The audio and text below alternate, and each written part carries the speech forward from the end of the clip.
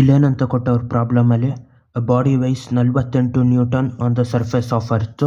The gravitational force experienced by the body due to earth at a height equal to 1/3 radius of earth from it surface. ಈಗ ಭೂಮಿ ಮೇಲ್ಗಡೆ ಇದ್ದಾಗ body ಎಷ್ಟು weight ಆಗಿರ್ತದೆ, ಆ body ಎಷ್ಟು ಮಾಮೂಲಿಯಾಗಿ 48 ನ್ಯೂಟನ್ ವೆಯ್ಟ್ ಆಗಿರ್ತದೆ.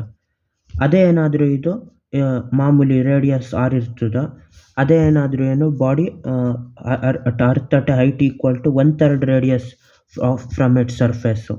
1/3 ರೇಡಿಯಸ್ ಫ್ರಮ್ ಅರ್ತ್ ಅಂದರೆ ಈ ಥರ ಇದೇನು ಅರ್ಥದ್ದು 1/3 ರೇಡಿಯಸ್ ಅಂದರೆ 6/3 ಹೈಟಲ್ಲಿ ಆ ಬಾಡಿ ಇದ್ದಾಗ ಇದು ರೇಡಿಯಸ್ಸು, ಅದು 6/3.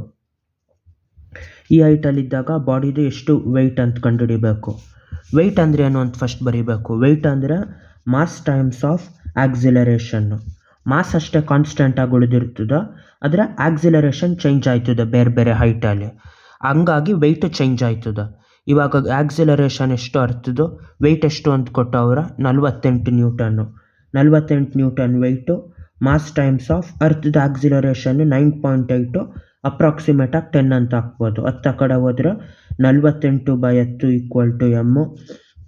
ಇದು 2/5 ಇಲ್ಲ ಡೈರೆಕ್ಟಾಗಿ ಬರಿಬೋದು 10ನ.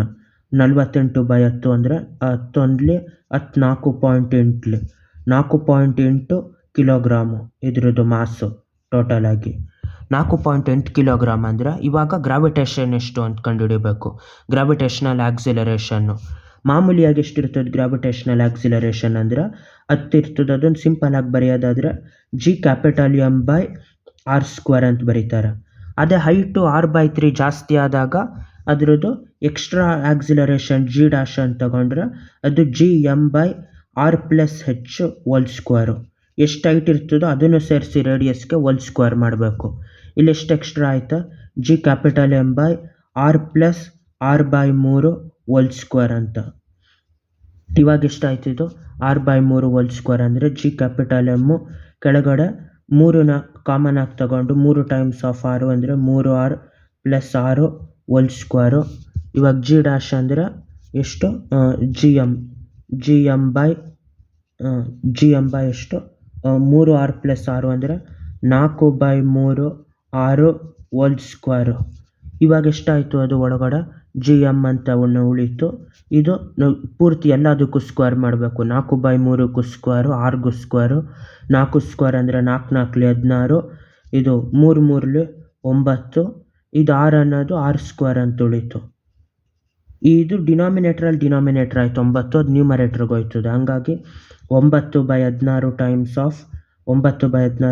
ಆಫ್ Gm/r² ಅಂತ ಆಯಿತು. Gm/r² ಅಂದರೆ ಏನಿದು ಮಾಮೂಲಿ ಒರಿಜಿನಲ್ ಗ್ರಾವಿಟೇಷನ್ನು, ಅರ್ತ್ ಮೇಲ್ಗಡೆ ಇರೋ ಗ್ರಾವಿಟೇಷನ್ನು. ಹಂಗಾಗಿ ಇದನ್ನು G ಅಂತ ಬರಿಬೋದು.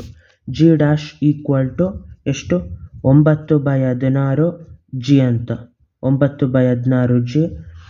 ಇವಾಗ ಎಷ್ಟು ಇದು ಗ್ರಾವಿಟೇಷನಲ್ ಎನರ್ಜಿ ಎಷ್ಟು ಒರಿಜಿನಲ್ದು 10 ಇತ್ತು, 10 m/s² ಮಾಮೂಲಿಯಾಗಿ ಗ್ರಾವಿಟೇಷನಲ್ ಆಕ್ಸಿಲರೇಷನ್ನು.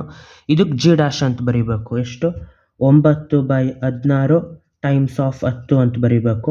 ಇಲ್ಲ ಇದೇ ಥರ ಇದ್ದರೂ ಸಿಂಪ್ಲಿಫೈ ಮಾಡ್ಬೋದು ವೆಯ್ಟ್ನ.